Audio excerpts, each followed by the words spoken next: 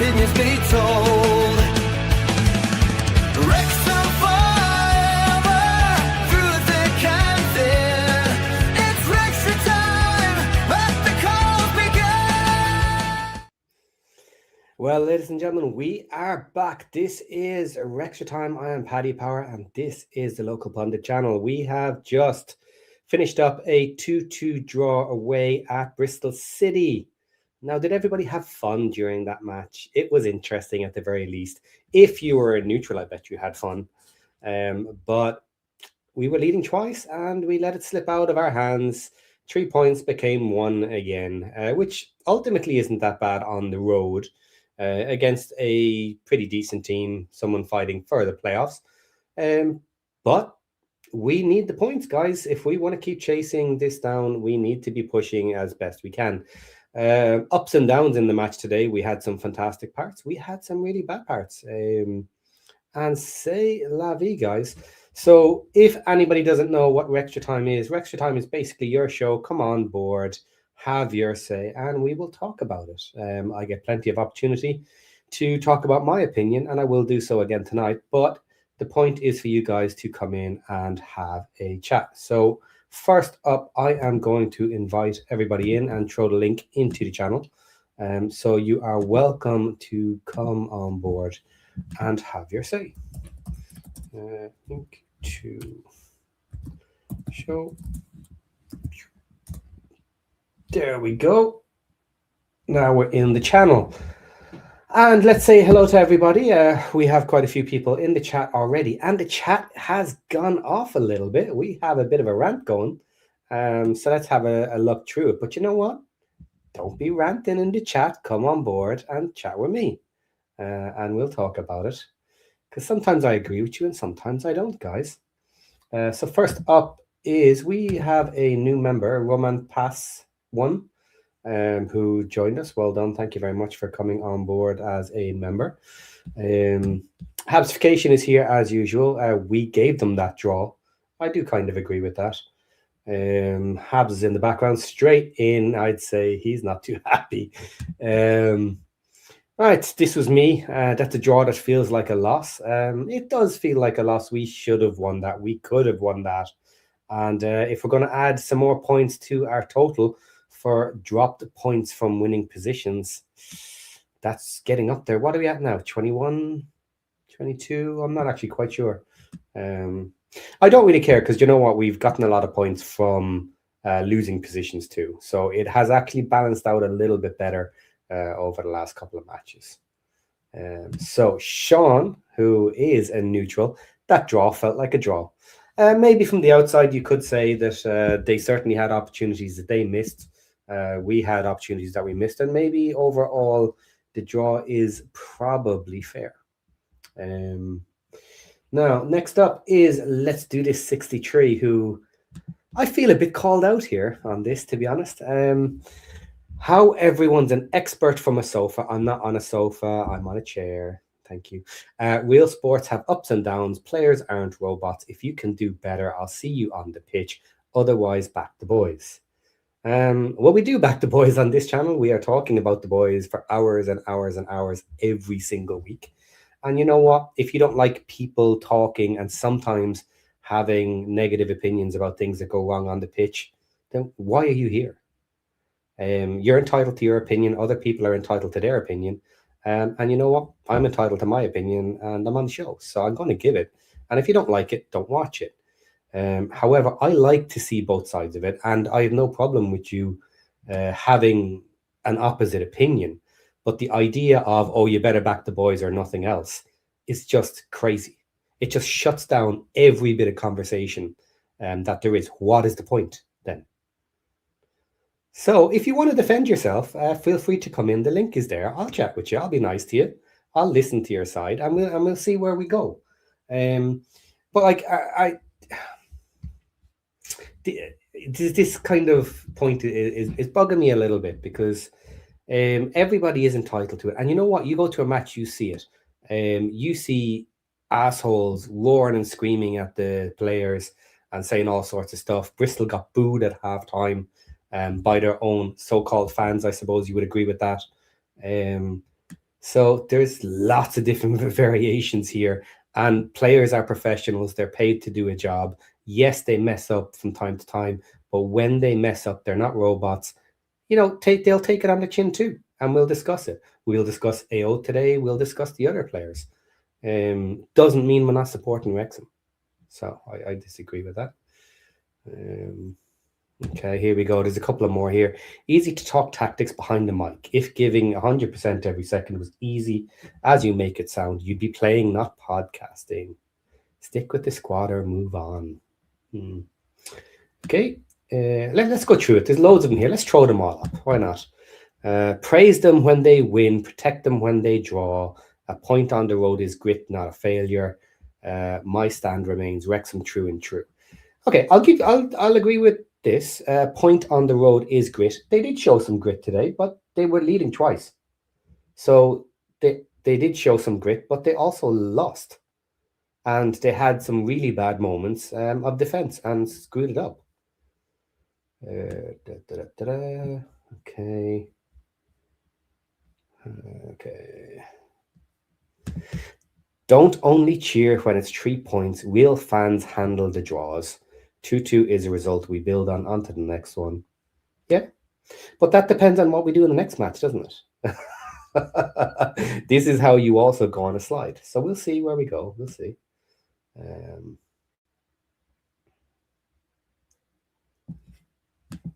And once again, let's have a math lesson, guys. I'll take a 2-2 battle over a 2-1 loss any day of the week. Passion is great, but perspective is better. Stand with the boys. Okay, are we done yet? No, still going. I'd rather a hard-fought point than a heartbreaking loss. Stop the armchair negativity and back the badge. We go again.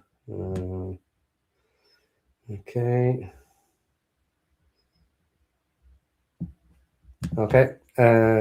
Last one, maybe. Huge fan of the pod, but let's go easy on the lads. A draw isn't a disaster. I'll take the point and move on. Respect to Josh and the crew, but I'm staying positive as the result. And that's fine. Come on the show and give your positivity. That's fine. I take all sides on this. And I will try and pull some positives out of the match because there were positives in the match. So we'll see what happens there. I'm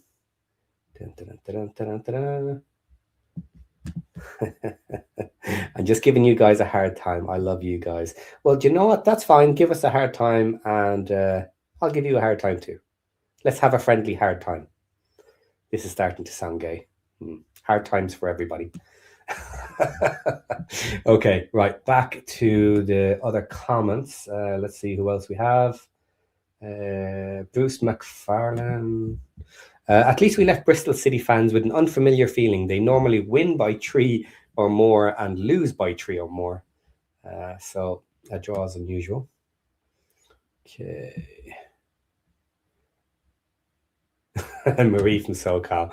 My emotions run from depressed to pissed to mad. Okay, I get that.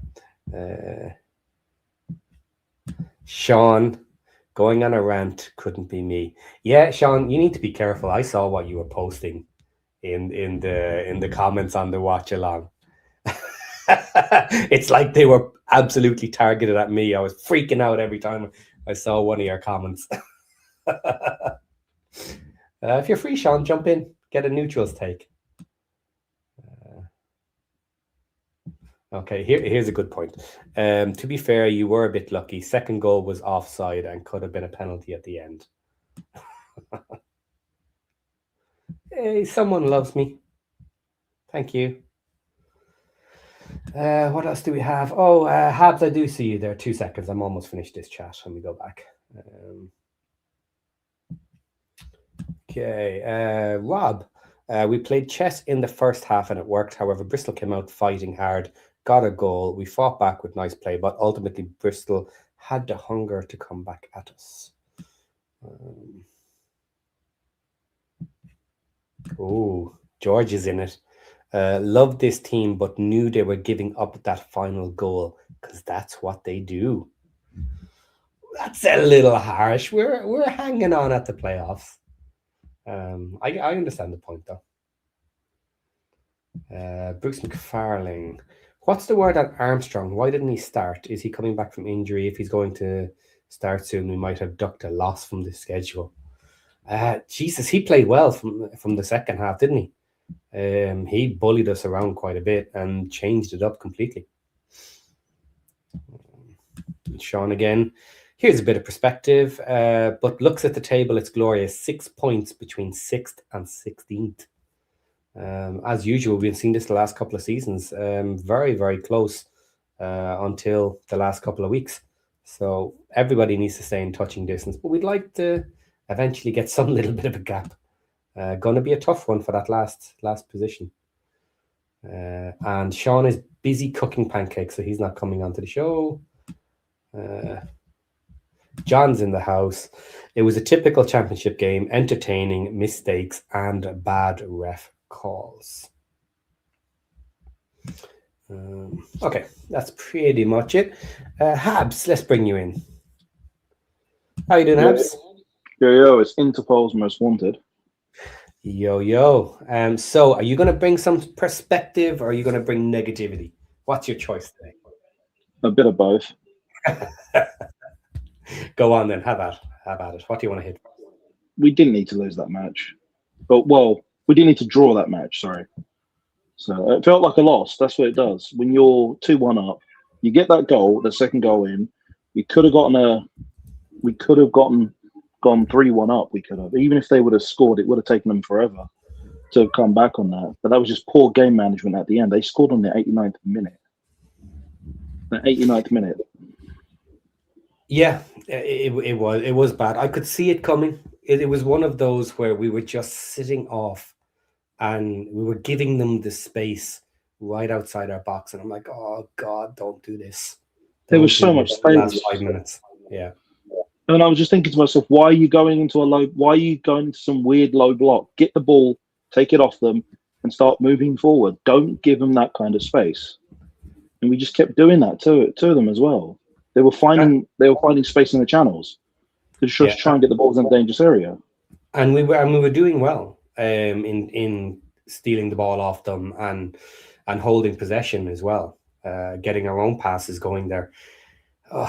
It's the championship. We call this again and again. You cannot sit back against championship sides because I know they're all capable of that moment of madness with a wonder goal. And it was a lovely goal. Like we was it Windass did something similar a while back, keeping the ball down. Lovely strike, kind of on it. It was against QPR. It was against QPR. That one. It was a similar one that he did, and it was a lovely strike to keep it down, keep it low enough to get under the bar. And what can I say? It was a lovely goal, but we gave the space. And this is something that Ratbone has taken advantage of as well. When he's out in that sort of pocket of space, fire a shot in from there. And we just held off them. Oh, it's horrendous when you can see it about to happen and you're like, oh no. You could feel it. You could feel that it was coming. Yeah. You could absolutely feel that they were about to score. And I was like, I was screaming at the screen. I was like, get the ball off them. Take the ball off them. You need to get the ball off them. Don't give them that space and move forward because these guys will try and aim to score. So you need to make sure that they are always under threat. But it was just ridiculous. It was at the end of it. So you didn't need to give them that goal. That was the thing. That's just what annoys me. And it was just poor game management. It was overall. Yeah. Interesting with the subs, actually. So we'll definitely talk about that today. Okay, I'm just hang on a second. I'm just looking at the FOTMOB scores here. Right now, who do you think they gave man of the match to? Who's got the highest on our side?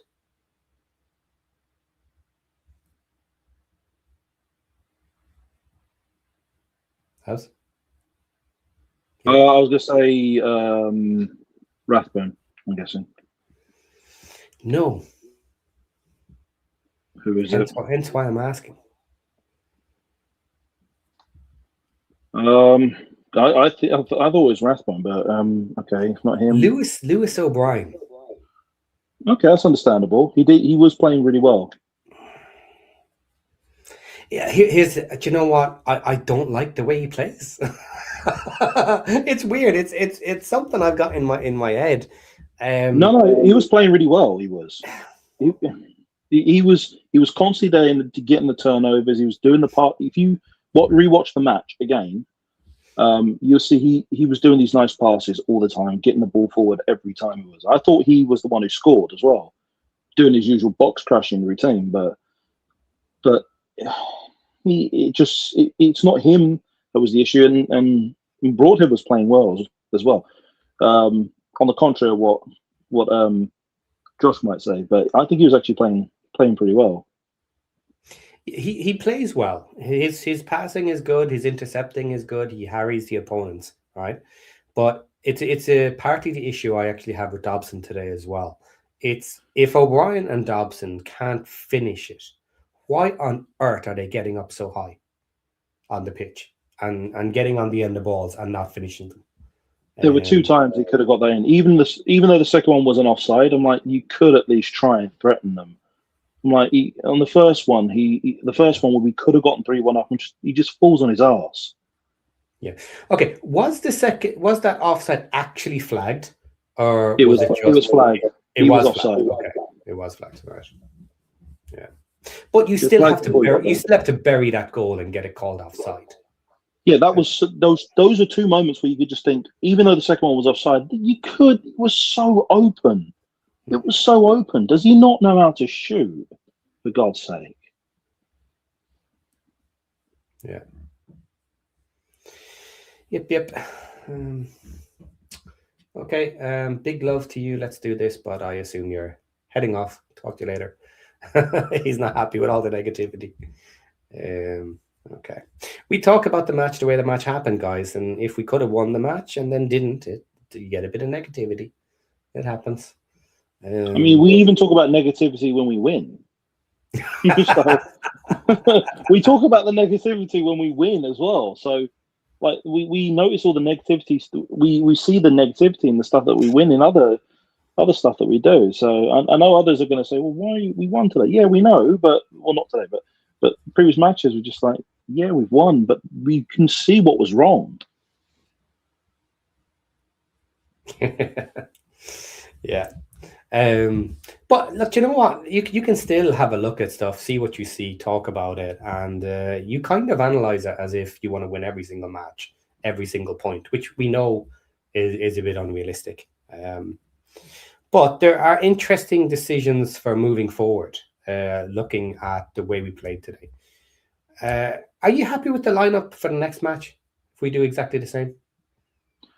I'm not too bothered because it's really hard. It's really a challenge for Parky. It's not a negative one. It's a positive challenge for Parky in a sense that he's got a lot of depth that he can use, but it depends on which is best to use against what opposition. Mm-hmm. Because who we have up front, who we have in the middle, who we have in the back, it all really just depends. And who we have on the wings, it really just depends on what he's going to use against what particular team. I mean, if we have to use Longman, we use Longman. If we have to use Kabora, we use Kabora. Okay, well, Josh mentioned this in his watch along, so I'm gonna start there. I'm gonna start with the right wing and Kabori. How did you rate Kabori today? On the contrary of what Josh would think, I know he says he's either really good or he's really bad. I think he played mostly well. He did.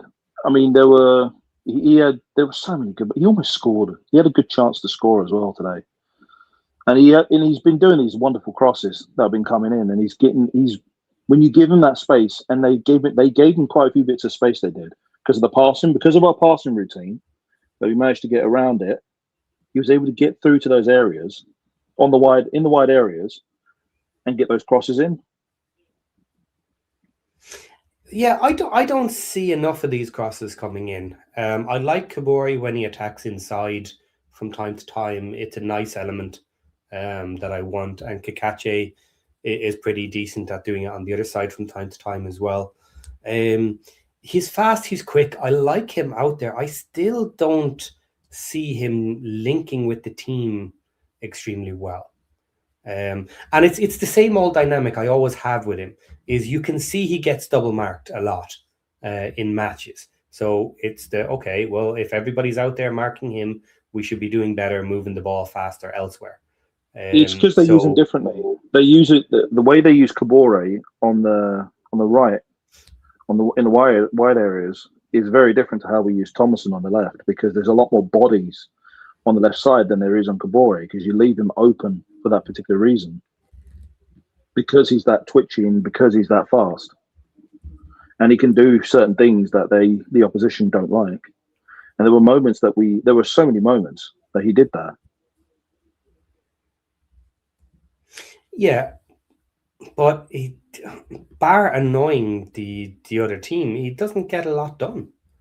He doesn't get a lot of assists. He hasn't gotten a lot of goals. He annoys the other side, and he pulls defenders around. But I haven't seen fantastic crosses coming in. And the issue is, I do feel he's a better player than Longman. Right? He's a better player. He's faster. He's younger, and more skillful, pretty much. But when Longman is playing, if he has a good game, he does a lot more to actively help us score. He gets more crosses in, he gets more link-up play, and is more dangerous in general. Now, of course, if he has a bad day, it's pretty bad, but he doesn't seem to have those too often, so that's something. So we use Longman differently. Yes, we do. We use Longman very differently than we do to Kabore, because Kabore can cut in and take people on 1v1. That's something that Longman just can't do. Yeah, but Longman plays to his own strengths, and absolutely. I don't see Kabore, his strengths actively working enough. And again, it's always back to this circular thing. Is it because the defenders have to target him so much, or is it simply that he's not playing to his own advantage? I think it could be a combination. It could be a multi-layered reason as to why. I mean, there's Longman plays to his particular strengths, and you can predict Longman more. And the guys have played with Longman far longer than they would have with Kabore. So there's a particular pattern of play that you're much more used to dealing with, and he keeps things very, very simple, which allows a certain type of play to work. But when it's with Kabore, it's a completely different pattern you're dealing with. You're dealing with someone who is a league above in terms of that type of skill. Either he's too good, either he's good enough to be in the Prem, or he's not good enough to be in, or he's just too good to be in the Championship, or he's just stuck in between. The problem is that he has not had enough time to integrate himself properly. That's what I would say is one part of it. Okay, hang on. I'm going to call you out there on that. Go ahead. Saying that he is maybe good enough for the Prem or too good for the Championship, I think is way overstating it.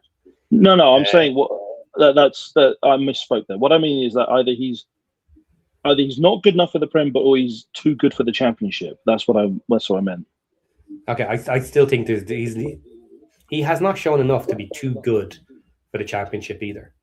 Now, I understand the idea of you keep playing him and he's going to get better and better and better. I would agree with somebody if they want to take that opinion.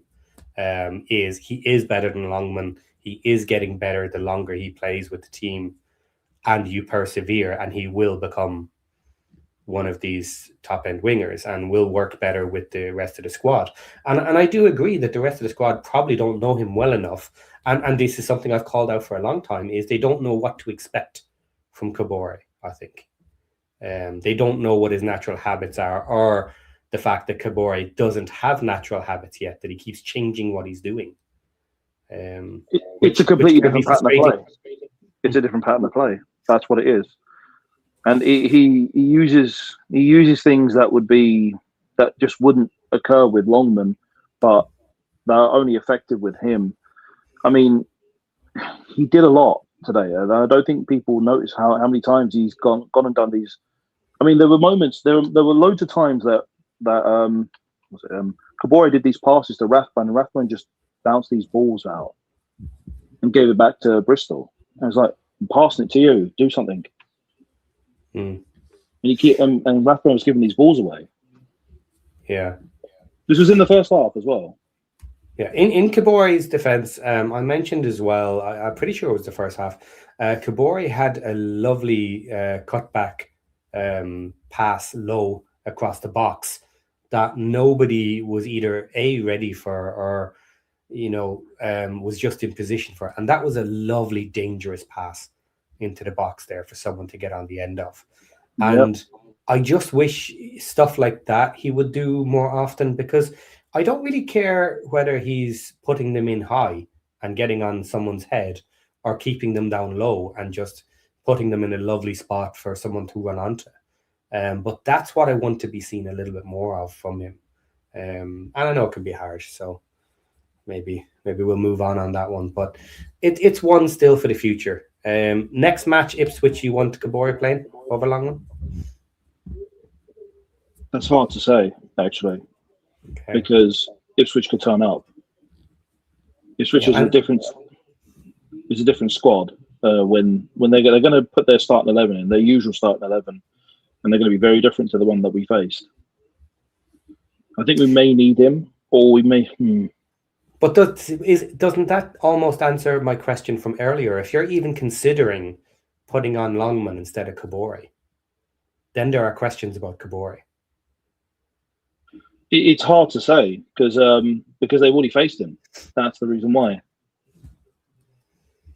That doesn't stop him being a good player, though. Just because you played someone once doesn't mean he shouldn't be playing again. They've got all their tape on us. They've got tape on us for the whole season, and Parky never changes it. So that makes no difference. I know, but it's just it's something that we're going to need to.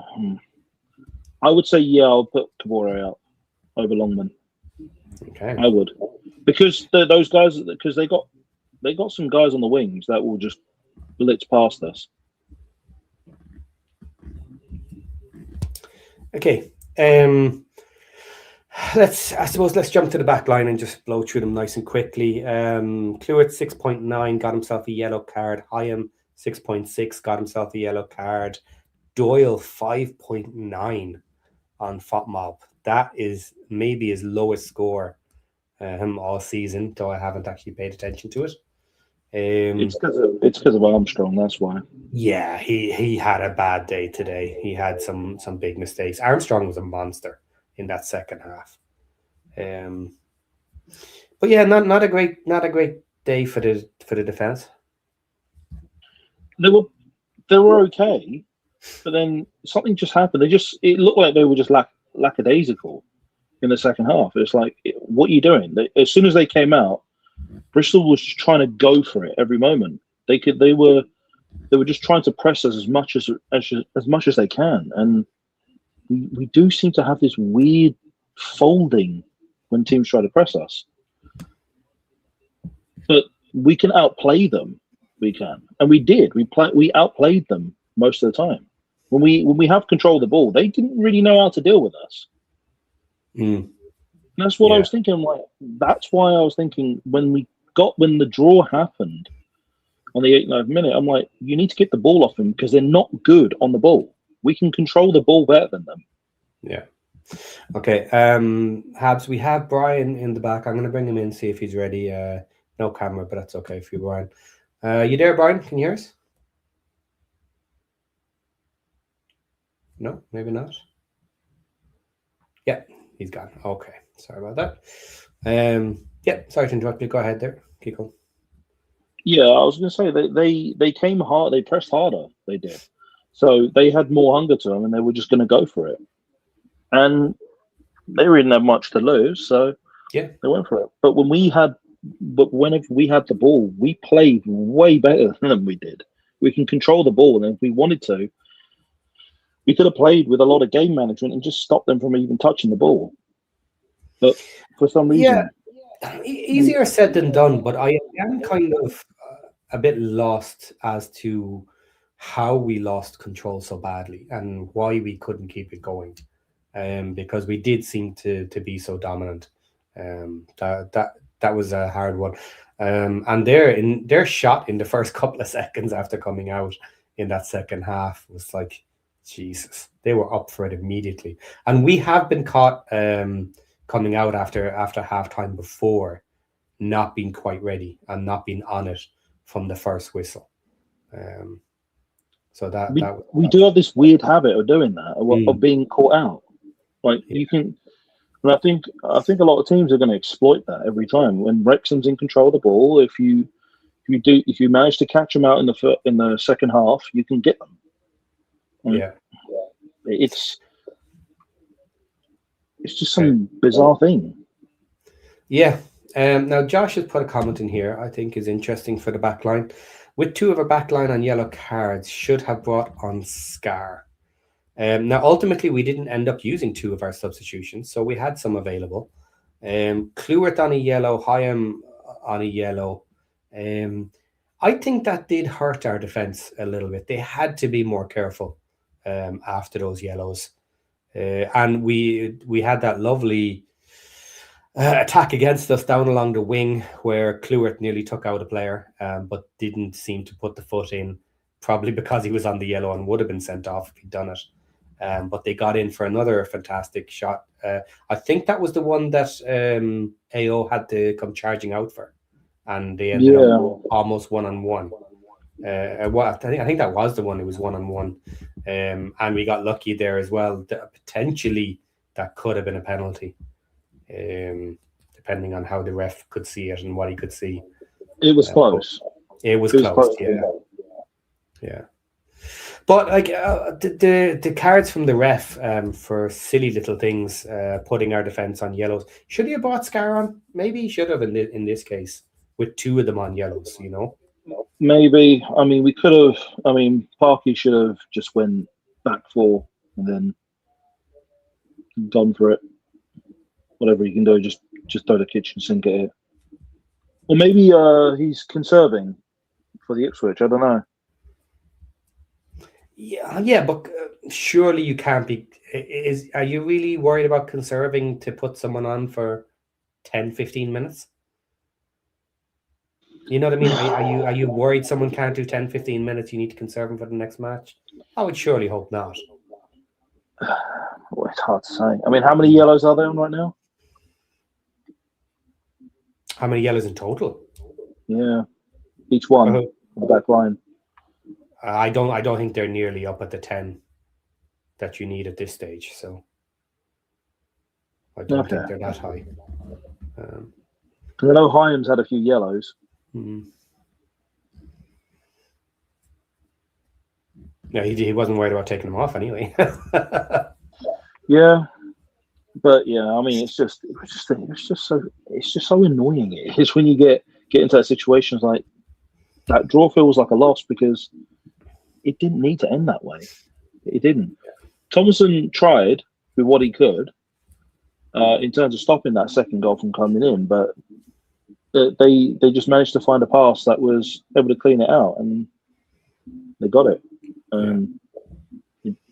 John is saying Hyam is on 6 yellows. It came up on Sky, but that's not close to the 10 on that side of things to be worried about. Okay, Doyle versus Kluivert. Doyle did pretty well again today. Got into some nice positions. Was an attacking threat and played some lovely passes. Do you think that we're seeing a little bit less from Kluivert since Doyle has been stepping up in the attack? No, I mean Max was still there up in the attack. But he always does have to stay back at least to be able to get back too, because we don't want to have a complete high line where you where you could just expose yourself as being completely vulnerable to everything. But because it usually switches in between either Doyle to Max, but there were moments there where you would see Max is in the area, but he was. I think about it. Yeah, he was in the area with Kabore. he was mixing and matching with. He was just having that player interaction with Kabore a lot. He was passing the ball to him or to either Rathbone or Windass, and then into Kabore and try and get those crosses through. Okay. Then to finish off our defensive line, we got a Okonkwo behind them. So a lot of talk in the watch along about Okonkwo. How heavy do you go in on him for the goals or mistakes? Or I mean, I could, but he did kind of poo the bed a little bit. That first goal, the first one. Goal, the first one, he literally just shit the bed. The first one. It's weird. It's like he absolutely did not want to get beaten on his near side again. He went down on the knee, was looking to his left. He was trying to protect it inside the goal, and it just sailed straight past him on the left, on his open side. Yeah, I mean the second goal was like it was in this weird angle. He hit the crossbar and it went in, and that's like, okay, you're not going to be able to stop that. But the first one, I was like, what happened to you? Did you just what happened to you there for a moment? It's like, why? I don't know. He just lost it there. The first one I'm much more critical on. The second one from distance. Maybe he could have done better, but I don't really hold that against him. I don't think he saw it as it was completely struck. Maybe it got caught slightly flat-footed, but it was a perfect goal right under the bar. You know, it would have been a tough one, and it wasn't directly at him either. I think it was slightly off to the side. I think the camera angle made it look closer than it was. What happened is the ball, when he kicked it, it curved in. Okonkwo got up to the distance where it would stop it, but it went around his hand and bounced inwards. It did. That was the weird part in it. It just went around his hand, bounced off the top bar, and went straight back in. Yeah. Now I will give AO a bit of credit for some of the saves he made again tonight. He didn't ultimately have a huge amount of them, but he did have some AO type saves again. So that's why he's currently our number one. He is a pretty good keeper. Maybe the first goal he messed up. Everybody on the pitch can mess up from time to time, so I will always give a little bit of leeway to the goalie. The one I didn't particularly like as well was where he jumped and punched the ball again. I'm like, why are you not collecting that one? What was so difficult about? Yeah, I didn't like that one either. Like, you should have caught that ball. And he just left it in the air. It was still in the box. It was still basically in the box. Didn't even get outside the box. It was a weird clearance, and it didn't work. Still left it in danger. But I'm not near the opinion as of yet that we need to be dropping him out for Ward. You know, not when our defense and our other players are letting them get in one-on-one on the keeper and stuff like this. So. It's not just AO's mistakes that lost us match. So yeah, I mean, well, we didn't lose. Yeah. We drew. Yeah, I know, but we didn't lose it because of AO. You know what I mean? It's like, okay, he didn't have an amazing game, but it wasn't like everybody else had a great game and he screwed up a couple of saves like it. So. I mean, we lost all control in the second half at some point. I don't know how once we got control of the ball, the moments that we did get control of the ball, they didn't really know how to deal with us in the way that we could deal with them. But I don't know where this default is to go into this kind of weird low block moment. Like, I get it, you need to defend against it, but you need to collect the ball. Don't try and just kick the ball out. Don't hoof it out every time. Did we not learn this lesson? Sorry, just looking at a comment here. Sean is going on at the keepers. Okonkwo just got his positioning wrong on the first one. He's still a relatively young keeper, so it's one of those you should allow your keeper to make every now and again. I wouldn't say it's the first time, but yeah. Anyway, I'm still convinced Ward is a dreadful keeper, so stick with a Conco. maybe he is. I can understand why people say that, but you know what? A lot of people say Parky's shite too. And for as much as we criticize Parky, he has done a good job for us. So there's another thing. It's not always just because we may be critical, it doesn't mean we absolutely have a problem with the person. So Ward played well for us when he was in, but yeah, I wouldn't be considering doing a swap anytime soon at the moment. John with the average take here. I thought it was a typical championship game. Neither side looked to have any real control throughout the game, especially the second half. With a lot more control in the first half, but he's not wrong. Yeah, that was a typical championship match. But when you're in that moment, you don't think about it being a typical championship match. Yeah. You don't think about it in terms of neutral terms. From a neutral point of view, I did say it would have been a good match to watch. It would have been a fun match from a neutral point of view to watch. We're not neutrals, so. I know, yeah. Yeah. Okay. Sheaf. Let's hope he's okay. He looked okay at the end. After he stayed on with his injury. So let's hope he doesn't need to take some time off or nothing. Sorry? He got clattered, he did, on the knee. I was like, what the hell He happened did. to him? It looked like a solid knee-on-knee smashed there, to be honest. So hopefully he can get over that easily now without any major swelling. I think the cat wants your attention. Yes, I know. She'll get it now in a minute. She get locked in the room.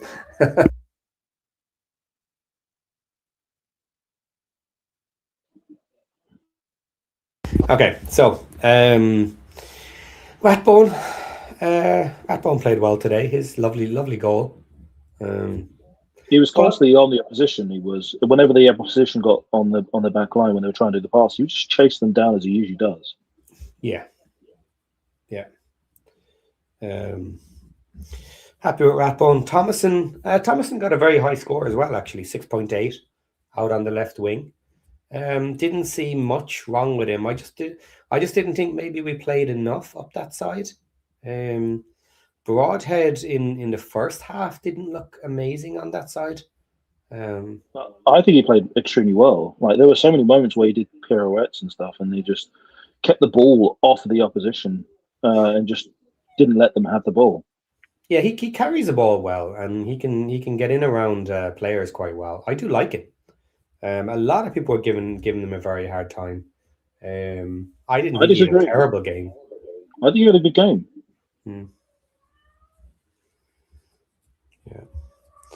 Yeah.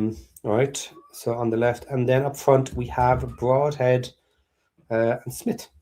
So Smith was up there. What did you think of Smith? He just didn't kind of get on the end of anything today. Yeah, he didn't. I don't know what they were trying to do. It seems like either they were sending the ball to him. His hold-up play was good. There was a lot of good hold-up play that he was doing as well. Yeah. But it was just not enough like proper service towards him. Yeah, I was talking to Ken beforehand, and I was saying about the idea of Moore and Smith up front, that if we're going to go with this type of lineup, maybe it lends itself more to Smith. So he didn't really get on to the end of anything today, but he had a couple of chances here and there. Do you think they linked better with Smith today? He just didn't get on the end of them? Because I really didn't like this sort of formation with Moore in the last match. I didn't think it worked for Moore's style. But in general, did you think it worked with Smith, even though he didn't get on the end of anything? It depends on who you have in terms of the front three, because if you're going to have the two smaller, I mean, we played O'Brien in the deeper role as opposed to the forward role that we would have.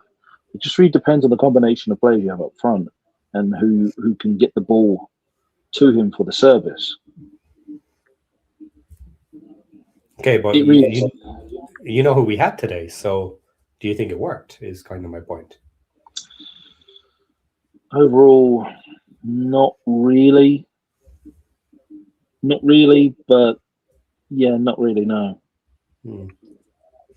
I do think we look better with like a broadhead windlass more up front. Yeah. In a more flat tree. I personally like it more than this style. It's because their particular style of play is much more suited to each other. They're bigger, they're much more you got two ball carriers and you got the number 9 who can get the service for that. But I mean, like, Rathbone isn't that type of player who can get the he isn't a ball carrier type. He isn't. Well, he is, but he isn't the type that Windass is. Yeah. So Ipswich then, our front line is going to be really important with Ipswich, because we're going to have to score them. We are at home, so as usual, the idea is that you tend to be the more attacking team, at least by a percentage. If you're not going to dominate, because we don't sometimes dominate either, and Ipswich is a fantastic team. So, who do you want up front? Ben is agreeing with me here. I think you got to start Windass, Broadhead, and Smith. Smith instead of Moore. I would put Moore instead of Smith for that one. And I'd bring on Smith on after. I would change the front three afterwards. Okay. I would sub them out at some point around the 65th to 70th minute. How many of them? All three. You would try and change the entire line? Yeah, because we would need speed at that point. Either what we do is we would, because if we're going to be using O'Brien as in the deeper role for that time being, what we could do is we could bring Rathbone on with Smith, do a double change with that, get O'Brien to move into that left space, and then bring someone else in to who do we have? Who do we usually have for that? Because we had O'Brien play in the Dobson role. We had O'Brien play in there, yeah. Yeah, we had O'Brien in the double pivot with Sheaf. Well, it was mentioned earlier. We have DKD and we're still not using him. That's true. So, what do you think of DKD? Should we be starting to use him? Possibly so. We may have to, and maybe we may have to use Cadamartri at some point. I personally like the idea of swapping out our entire front line. If we went with Windass, Broadhead, Moore, and then swapped all three of them together as a full unit coming on with fresh legs, for the final 20 minutes, that would be really interesting. That could change up the dynamics altogether because they wouldn't be able to deal with that kind of intensity. I wouldn't. Not pace. They're not fast. They are, but they're very tricky. They are to deal with because I think we need some speed when we're going to go up against Ipswich because they're going to be tough to go through, especially in the middle. Yeah. Actually, yeah, it's going to be a go. Actually, yeah, do DKD with Rathbone actually and Smith and see how that would work out. Yeah, John Merrill is reminding here you'd want mobility behind that Ipswich defence. Kipre is built like a brick shithouse and would compete well with Moore. That's what I was thinking. He is solid, yeah. He's right about that. Kipre is like that. So we may need to, I think that. DKD is an interesting one. Like, is he just purely for injury cover or what? Sean is saying the same thing. I wouldn't start DKD, but surprised he couldn't even get on. So yeah, we're gonna need some pace up front, but we need someone to cover the back. And Dobson he should just stay where he is. Just I don't want Dobson up the front in these attacking positions. I'm sorry. Like I've said this before. He's just not that guy to be in the final attacking position. You know, last season he was horrendous when he was up front. Anytime he got up there, you just knew he wasn't going to score on an attack. He's not a scorer. He's not. He's there to get you into those positions and keep people away from the goal. But you don't use him for that. And I just looked at that bit as like we could have been 3-1 up. We could have been 3-1 up. And I saw it. Was it which game was it? A couple of games back, Dobson, he came on, and within 2 minutes he was on the byline up the other end. And I'm like, what the fuck, Dobson? Seriously? Like, how on earth are you up there? How does he push himself into such attacking positions for someone who cannot finish? He should be the one who controls he should be the general in the pivot, where you're getting the balls into those areas, pass it to the right people, get it to the people who can carry the ball forward and be there to support. But don't be there in such. It's like, what? I just thought those 2 times when he was about to score, why are you in the box? That's what I was thinking as well. Why are you in the box? If you're going to be doing that, why are you in the box? It's like he does have those great passes. You know, that build-up where we could have gotten that 3rd goal? Mm-hmm. But he was there. He was there to keep the ball, and he was keeping pressure as well with those lovely passes and the interplay that he was having with everyone else. And he managed to get himself into a nice position. And then he tries to go for the goal, and he just falls on his arse. Like how do you do that? Yeah. And going back to Moore for a second, Ben here is making another comment. I mean, I don't remember our team playing on the floor with Kiefer. It seems like we always just play a bit of long ball at him. And that's an interesting comment for playing against Kipbury if we do play more. I like it when we play more balls along the ground towards Moore, because he's capable of collecting a ball and going for it himself in those scenarios. And I think we need that a lot more than just launching balls at him. It's if you can stretch their defense enough. Yeah. But that would mean that you would have to invite a lot of pressure at the same time. Yeah, and this is sort of the problem where with Moore, it seems to be working with the flat tree where he has people around him. Windass and Broadhead especially have played that role with him, and they're capable of holding on a ball. I know some people say Windass isn't good enough and has bad matches from time to time, but he also has fantastic matches. And they stay near him in the attack, and they work as a unit. And this is what I'm missing with the style we've been playing with Smith lately as well, is the 1-2 or 2-1 or whichever formation you want to kind of look at it. They're just not getting close enough to the attacker. Do you know who Smith is missing? No. James. Hmm. He works extremely well with James. He does. He does, but that can't be the only thing he does. I know I'm not saying it's his fault, but I'm more just generally talking about our support of our attacking unit. So we drift into our defensive duties too much sometimes and just leave them on an island. And I was worried that was going to happen today. Now, it happened less than when Moore is playing the role, I think. But with this type of formation, I just think it happens too much. It depends on who you use it for. I mean, if you're going to play a little bit of defense, you've got to make sure you can get the ball up to Smith to stretch those defenses and make sure you can use his pace and go all the way to the end, having the defense chase after him. But it happens. It happens. I mean, we're gonna have to deal with, especially if we're gonna deal with Ipswich, because we're gonna need the pace to get behind them.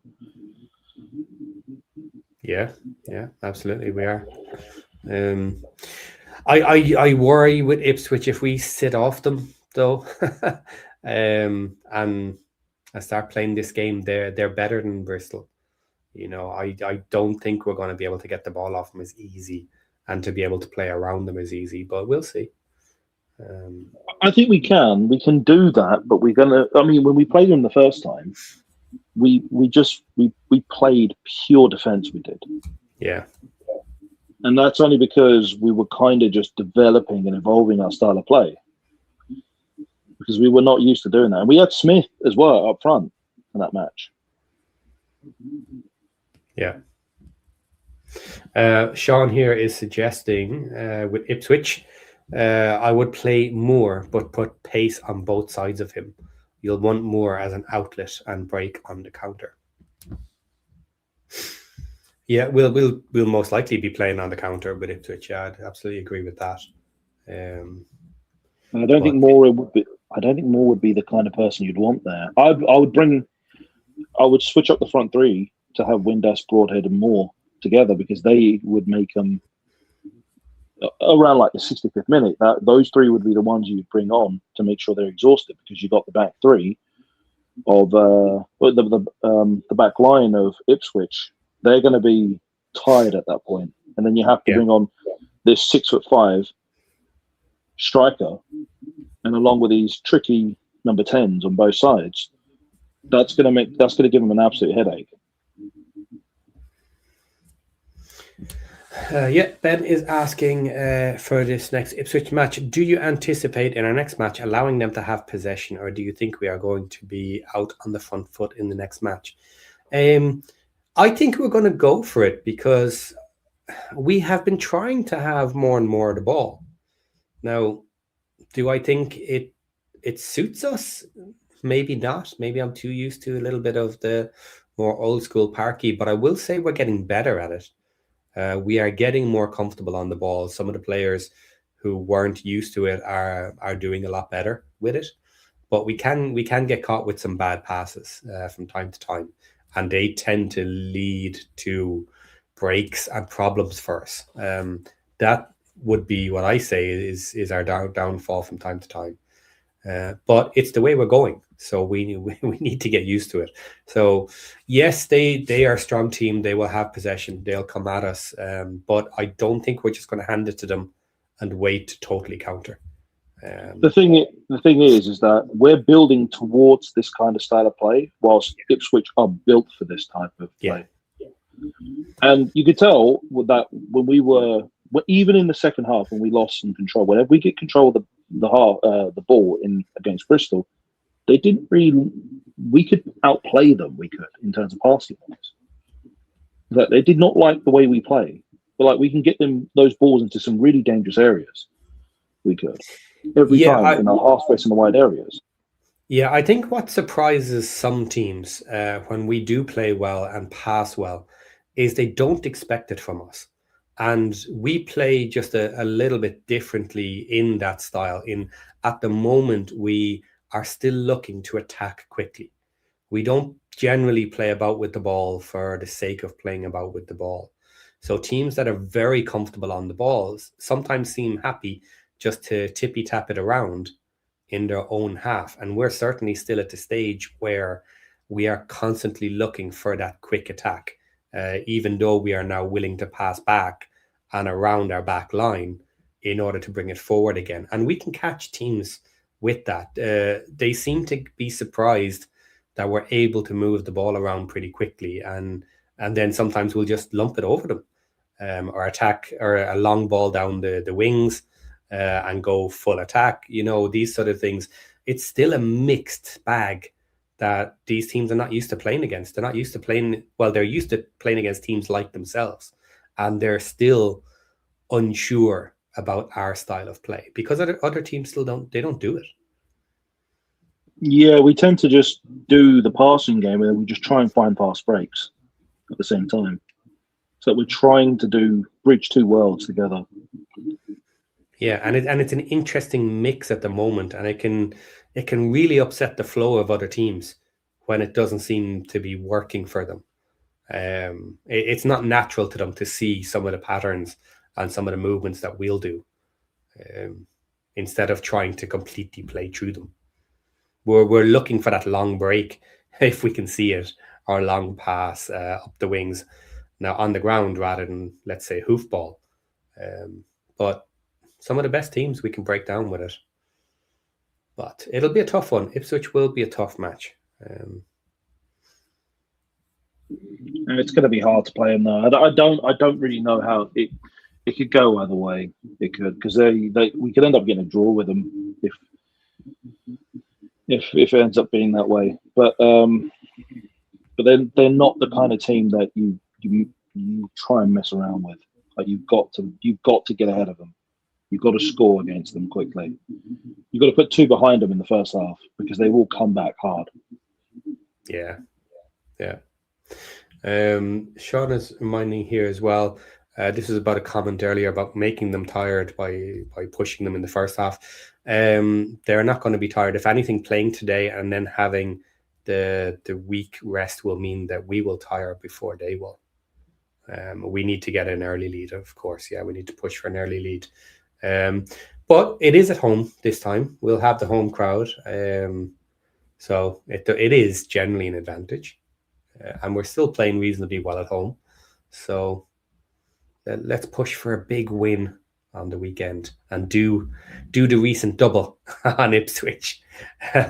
Just before we do finish up, and guys, in the chat as well, what do you think is going to happen with the Ipswich at the weekend?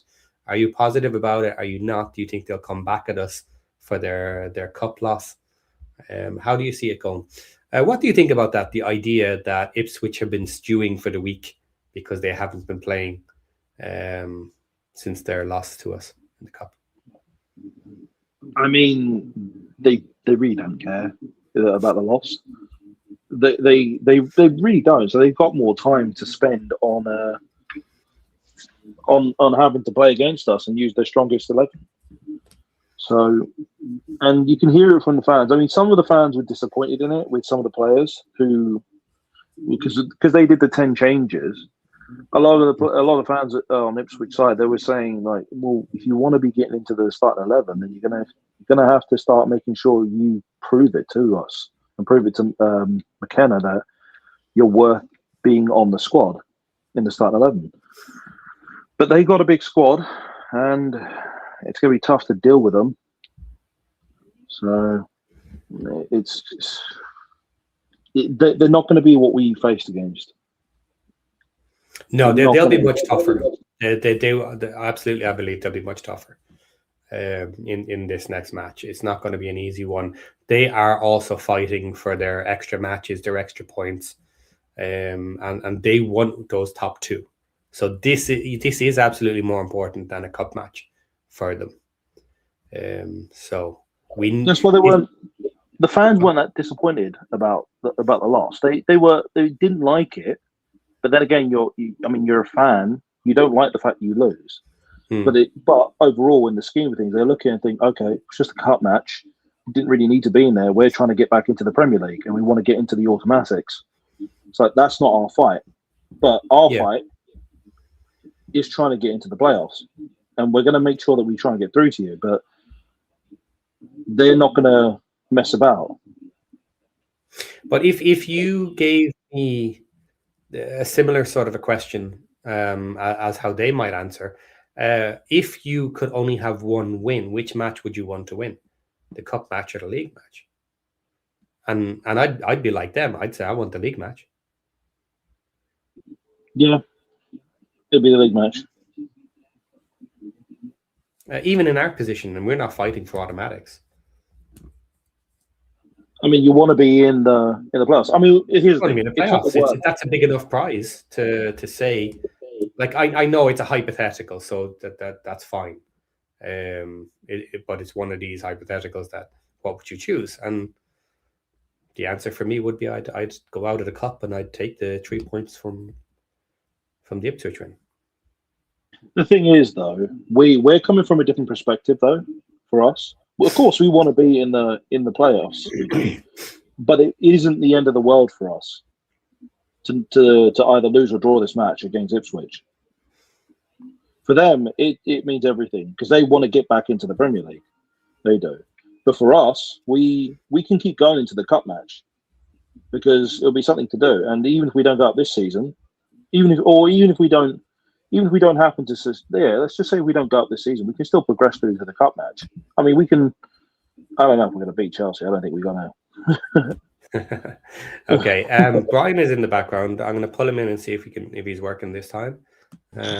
Brian, are you there? Yeah, I'm there. Can you hear me? Yes, can hear you. Go ahead.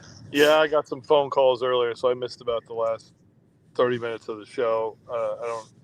So if I repeat anything that was said, I apologize. Yeah, no problem. Have your say there quickly before we end. Yeah, obviously very frustrated. Maybe this is something you could talk about, on Tactical Fortitude or Champ Chat or one of the other shows. But it was brought up in the chat that the Robin Ryan said Parky's got a job for life. Mm-hmm. And I don't think I've ever heard you address this before, but I'd love to hear you and Hab's thoughts. Do we think Parky could evolve into a director of football role rather than manager, when it appears to me his biggest weakness is in-game management, but he does a good job of establishing the culture, player selection, organizing preseason, things like that. He seems to have a lot of strengths, but obviously I disagreed with the substitutions late in the game here. And is it keeping the vow to him? He's our man, job for life, if he was moved into a director of football role rather than manager? That's a really interesting question. I'd never kind of considered that idea. And now, to be fair as well, I will say the actual job of a director of football, I'm not totally sure how good Parky might be at that. I agree with the points you brought up being maybe his stronger suit, and maybe would lend itself to that. But as to the complete in-depth role of director of football, I'm not quite sure. Could we blend it and have it a bit different? That we don't necessarily need a pure director of football. Could we go our own way and develop it for Parky and keep our CEO and the different elements? Maybe. That's an interesting one. Yeah. But maybe we should cover first the fact that many championship clubs do have a director of football as well as a manager. Mm-hmm. Obviously, we've come up through several promotions, several leagues. Do we need to evolve into a more sophisticated, corporate structure that might involve another football person? Famously, some of our executives say that they're not on pitch deciders, right? So, do we need a second person in between ownership and management? Would that help the product on the field? I'm not sure whether it would or it wouldn't. I suppose that comes down to your opinion on whether you think they're a good idea or a bad idea. Some people love them, some people hate them. Habs, what's your opinion on director of football roles and how it might impact Parky? I mean, it depends on who you have in there. And it depends on the structure you set up as well for that type of role and the particular people you have there. I mean, you could have an absolute. I mean, I don't know if Parky would be something like that as a director of football, but again, Parky as a manager is very different. I don't know if that will help. I don't know if that would somehow help him in that kind of role, if he's fitted for that or fit for that or suits for that kind of thing. Because, I mean, you can have good footballing people there, but it may not always work out, especially if they're a manager for that.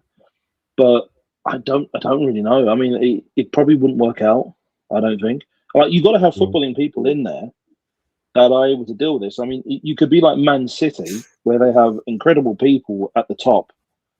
But at the same time, they're Man City. They've got basically a wellspring of money to be able to do whatever the hell they want. But then you have on the opposite end, you got something like Tottenham where they have ENIC and they just don't know what the hell they're doing at all. Yeah, my guess would be I don't think it would work, because as Sean is saying, director of football is completely different to a manager. But I'm more answering this question in a hybrid type of style, from the viewpoint, if you wanted to keep Parky, if you wanted to help build the club around his style. But even doing that, it's how could you divide it correctly? Because let's say you take the best of what people think Parky is able to do, getting the dressing room together and setting that sort of idea. It then impacts the manager quite a bit. What's the manager's idea of the dressing room? Is that something that you could dictate as a club and say that we're going to have a no-nonsense policy? We only want players who are hardworking and teamwork and all of this. You might want that, but at what point do you actually maybe have to say, nope, it's best player, don't care, pay the man, don't care what he's like, he can do it on the pitch.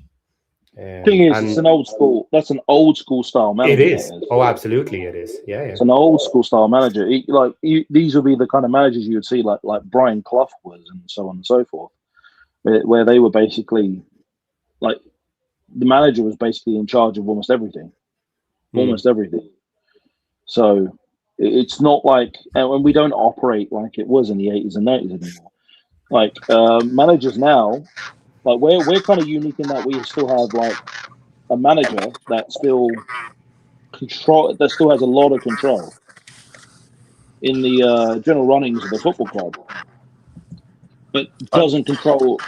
Oh, go ahead.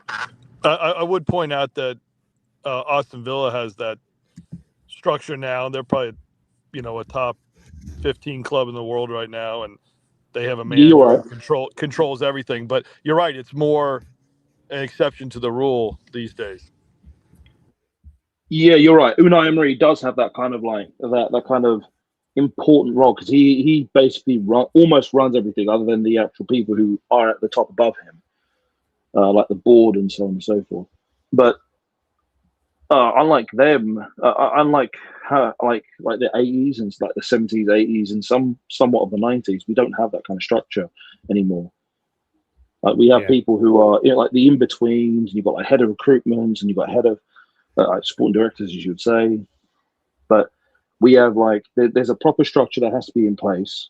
You have to have the proper corporate people involved. But we still have that kind of old school aspect to us, but we're not complete like that. It's more like a 2000s style manager he is. Yeah, and the question is then, like, as we're trying to progress forward, the ultimate target is the Premier League. What do we want to do when we get there? Do we want to keep going with Parky, who, as we started this, he's got a job for life? Do we want him trying to run absolutely everything with the help of CEOs and our department in the back office? Or what do we want to do? Do we want to be getting involved with directors of football? Do we want someone dictating where the club should be going, separate from the manager, for the day that we do start changing managers? I mean, it depends on the scale of the operation. That's all it comes down to. It's going to keep getting bigger, as simple as that, especially when we go up. But at the moment, we are, in comparison to others, we're still somewhat skeletal. Yeah. I mean, it depends on how big the operations get. Like, if you want to be as big as something like Man City, then maybe you're going to need that kind of thing. But again, it's still hard to know. I mean, it depends on how we operate as well.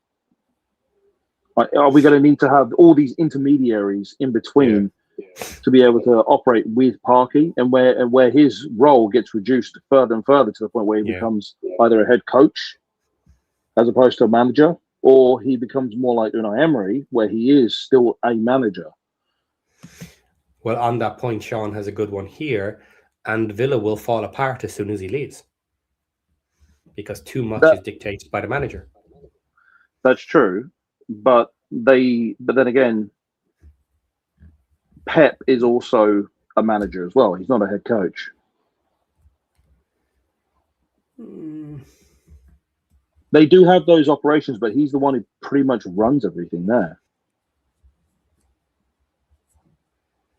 Yeah, but again, like the operations are there. This is a tough one to get into for individual sides of it, but there's ways of running everything on the management side. You can have those departments, and if the department is good, then you don't particularly need Pep, because if they're coming up with the right value players and you have money to buy what you need, then they can work with any manager, as long as the club is dictating what the values and rules are around who you purchase. Because once it gets up into that sort of money, even Parky has to basically ask for his players. He suggests who he wants and they discuss it, but ultimately it has to be purchased by the rest of the team. It really all comes down to what their role is. I mean, and how big of how important and how much they actually run the club in the aspects. If it's just purely if it's purely on, like, let's say if it's similar to like Arteta, like, all the stuff that Arteta does now with Arsenal, where they sing that song North London Forever, that cringeworthy song that they sing before the match starts. That was his idea. He got rid of, like, the bit where you walk down. They used to have coverings for that, where the players walk down onto the pitch. He got rid of the coverings because he wanted to make sure people were, like, they could feel the fans. All that, he does all these weird things, especially even the tifos that they have now. Like, that's all his ideas. Not even the first one, but the second one looked better when they did that tifo. But it just depends on how much freedom you want to be able to give them and how they wish to operate overall. Like, or you could be like Chelsea, where basically the club runs everything, and they've reduced everything down. You could be basically either Maresca previously or Rosenior. Currently, he's just a head coach. Or like Tottenham. Yeah, Brian, I'm going to throw it back to you, and then we'll probably finish up. Answer your own question there. Where would you like to see it head? What do you think might be the better option?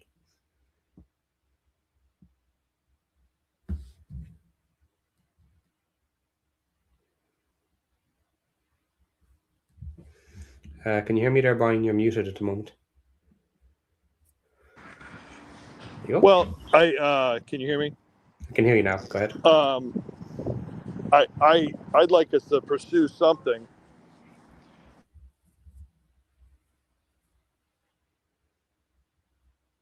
You gone back? There you go. Yeah, sorry. Off mute. Yeah. Okay.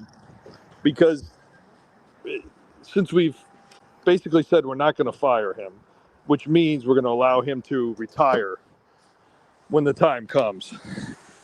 And he'll only retire if, he's not having the success that he's used to having, which means we're going to have to suffer through, a series of bad results. So I'd much rather see us try to do some sort of hybrid system, rather than wait for that eventuality, which is going to happen sometime. Okay.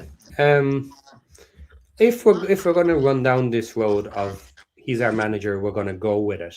Do you not think it's somewhat deserved to have a really bad season before you get rid of him?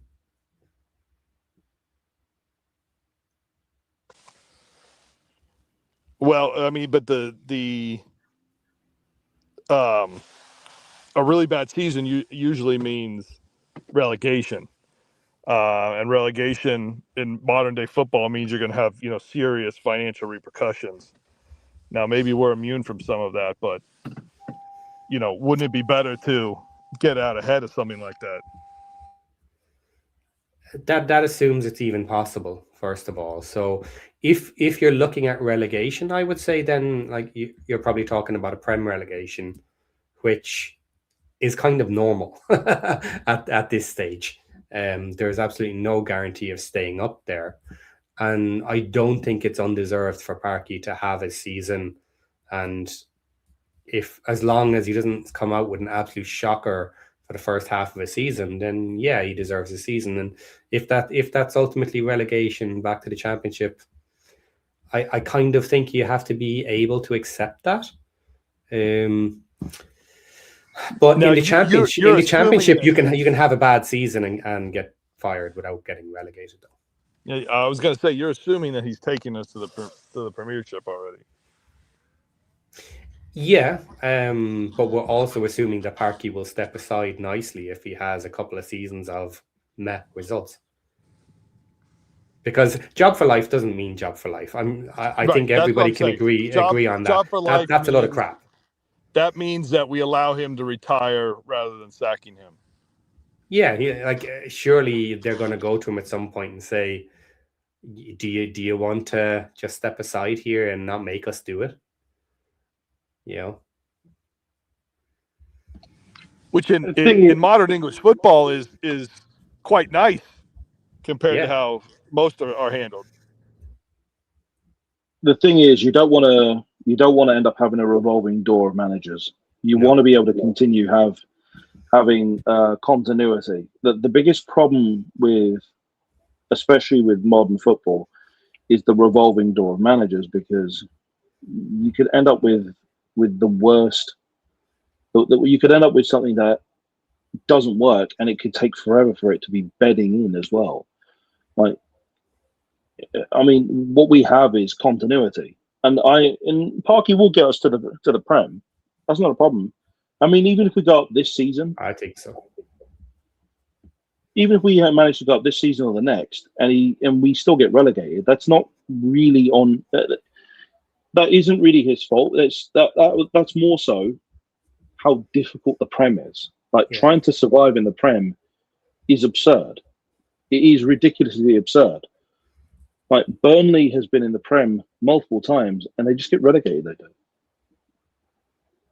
They do. I mean, right now, the way Leeds and Sunderland are operating and are able to actually stay in the Prem and actually move up the table, it's quite a unique thing that's been happening for the last few years. Because the last few years, every team that's gone up has gone straight back down.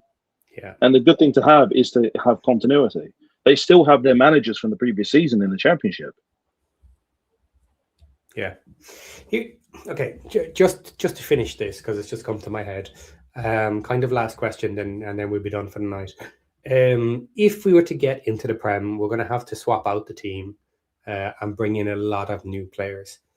Does anybody here think that it's quite possible that with the resources he'll be given, Parky could come up with not an old team, but a experienced team, players from other teams who still have the quality in them to come and join us and keep us up? Now, of course, you'll have to have a mix of speed and other things as well. It's not as simple as that, but Parky has kind of started with that each season as he's gone up, and then over time tried to bring the age profile down and everything else. And being older and experienced for the Prem is not the same as everywhere else. You know, the age profile is a lot younger. But do you think that that's in Parky's wheelhouse to do? I kind of do. Did you want me to answer it? Go on, Habs, you start, and then we'll give it to Brian, and then we'll end. Yeah, I mean, it is within his wheelhouse to do it. He's going to have to.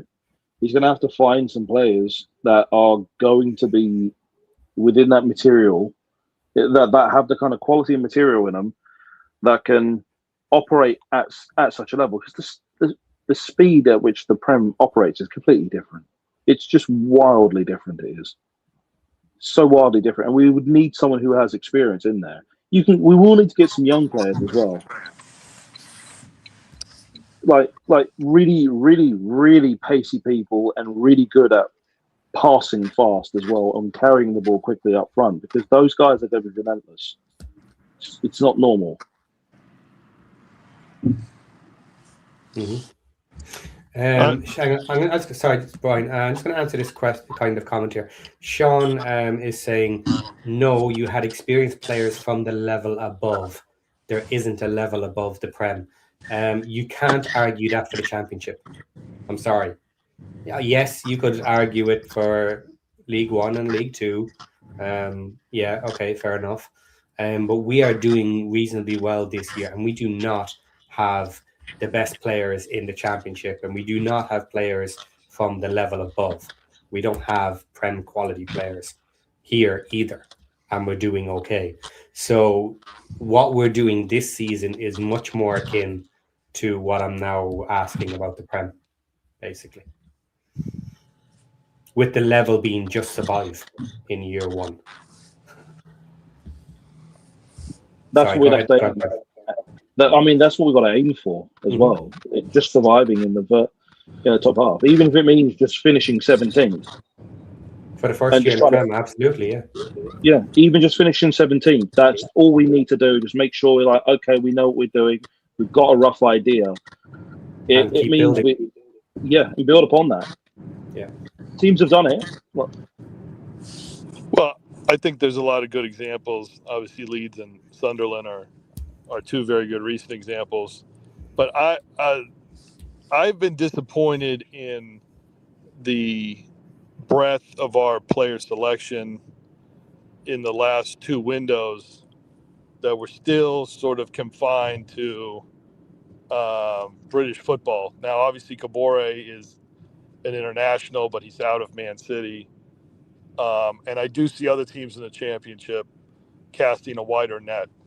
So I think they would make an attempt to do that if we got promoted, if we won the playoffs. But I don't know if they would be able to do it fast enough to really exploit, the other, regions globally that other, prem teams are utilizing. So I feel like we'd be slow to do that and at a disadvantage as a result. And, he talked when Parkey really opened up and gave us, or maybe it was Williamson who talked about this last window. They said, they looked at, the Irish wingback who's playing in Eastern Europe or Turkey or somewhere, and they said, oh, we couldn't get it done fast enough. And I think there were a couple other players like that. Once you got outside of the UK, they said it just seemed like it was too much for us to complete. So I don't know whether it's bringing in more back office personnel, but we really need to beef up, looking overseas, Africa, Latin America, those areas, if we're going to try to survive in the Prem. That's a different conversation entirely. I mean, you would have to. I mean, you have to take it into context in our position, because we've shot up. We've done something that's completely unusual. We've had triple promotion, and our entire infrastructure and our entire backroom has not even caught up with this kind of speed at which we've gone up to the Championship, and we're 7th right now. 7th in the league, so we're still within the fight of getting into the playoff, and we could still be within a chance of actually getting promoted. That's a potential, that is. But everything about us has not caught up to the fact that we've gone up so fast, and we're still within range of actually doing something crazy. Like we're an unusual freaking team. We are. Oh, there's no question. And Yeah. I mean, me personally, I think with better game management, we're fighting for autos right now rather than just trying to get into the playoffs. But I mean, the question is, if we had the budget, if we were contemplating, who knows what's reported with add-ons, but the French striker, we were contemplating a deal worth, 15 or so $1 million. Well, a couple $1 million buys us a tremendous amount in terms of scouting and, like loan managers and things like that in terms of back office. So I don't see what's stopping us from making that investment. Okay. I will say it's hard to know exactly what's stopping us, but there are arguments to say that it may not be the back office. Because we have come up so quickly, because it is our first year in the championship, because of the infrastructure we have available on offer for potential players, we may just have gotten caught this season that some players did not want to come to us. And did not want to come to us with the value that we wanted on them. And this could be a potential problem. But as we get through this first season, if we do make the playoffs and don't go up this year, we will have proven to a lot of people out there that we are now worth the gamble on coming to join us on a 3 or 4 season contract, because now they can actively say to themselves, yes, I think they'll make the Prem in the next 3 or 4 years while they're still under contract with us. Whereas taking that risk on the first year in the championship, even though we've done back to back to back, it is a bit bigger jump and leap of faith. It's a massive jump. I mean, it's still unusual. I mean, even when Ipswich did their double promotion to get into the Premier League, that was unusual. That's completely unusual. When they got there, they went from League One into the Championship, and then into the Premier League. That's unusual. But what we've done is we come from the National League, where our entire infrastructure was all based around that. Our scouting networks were based around that as well. And then we just jumped. Well, not the first season with Parky, but the season after, we just kept jumping.